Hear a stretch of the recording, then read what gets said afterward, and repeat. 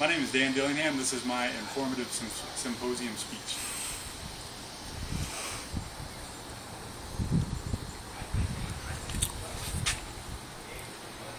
Over the years, baseball fans have been fanatical about how they follow and analyze and overanalyze every move and transaction that their team makes. And I know that one of you out there has a team that you follow and that you wonder why they make some of the moves that they make. And a lot of that has to do with the salary cap that's in place, and it restricts the moves and some of the things that a team can do to get better, whether it's during a playoff run during the season or whether it's during the off season. I'm a baseball fanatic, and so I wanted to talk today about just the baseball salary cap as opposed to talking about the salary cap from other sports, as the differences in the salary caps get pretty extreme as you go from sport to sport because of how the sports are set up and everything. The things I'd like to talk about today I'd like to break down the salary cap and talk about how it works, and then I'd also like to talk about some advantages and disadvantages of the salary cap.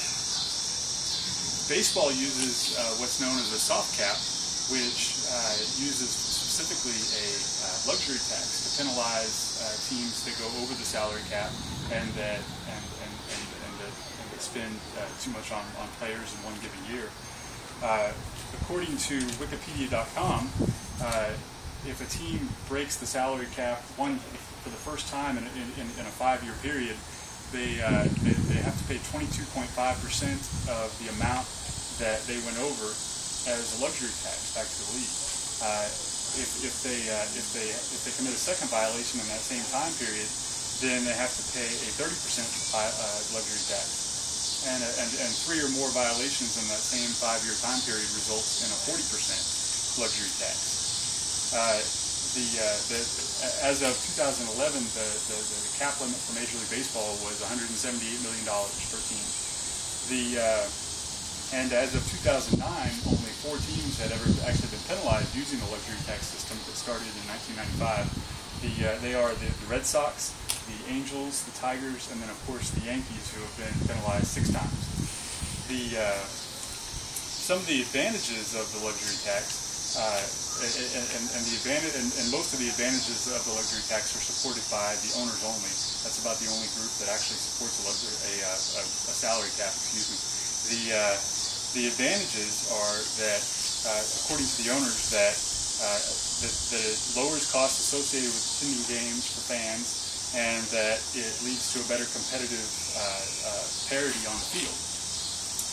Joe Sheehan, who is a writer for Baseball Prospectus, he wrote in an article about the salary cap on baseballprospectus.com that the salary cap reduces financial incentives to improve and innovate and succeed, and only transfers wealth from labor to management.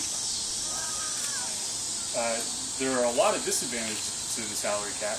The primary one being that teams that are well built and that use player development and scouting to build their teams from within, they're constantly required to sell off their pieces, because as their pieces get better, they can't afford them anymore.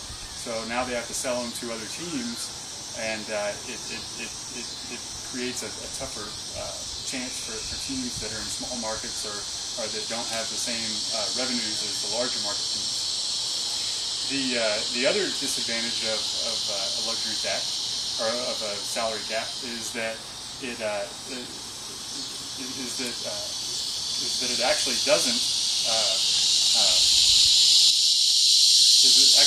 lower costs with attending games. According again to Joe Sheehan from Baseball Prospectus, baseball ticket prices are determined not by player salaries, but by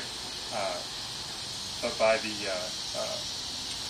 maximum revenue possible that can be gotten by the owners. So, and then another disadvantage is that it's actually been proven that the salary cap doesn't help to improve parity on the field, but it's other factors such as scheduling that play more of a factor into that. And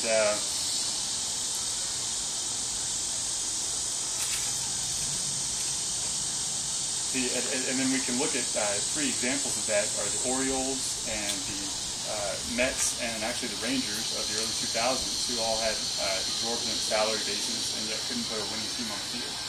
And to summarize, the advantages of the salary cap, according to the owners, are that it will lower costs associated with attending games and also improve parity. And then the major disadvantage is that teams that use player development and scouting to build a solid competitive team end up having to trade their pieces or sell their pieces because they can't afford them. And then also the numbers that the owners put forward to claim that the salary cap works actually can be disproven by those who don't like the salary cap. So I hope that some of this information that I've given you today is beneficial as you're following your team and trying to figure out why they made the moves that they made. Thank you.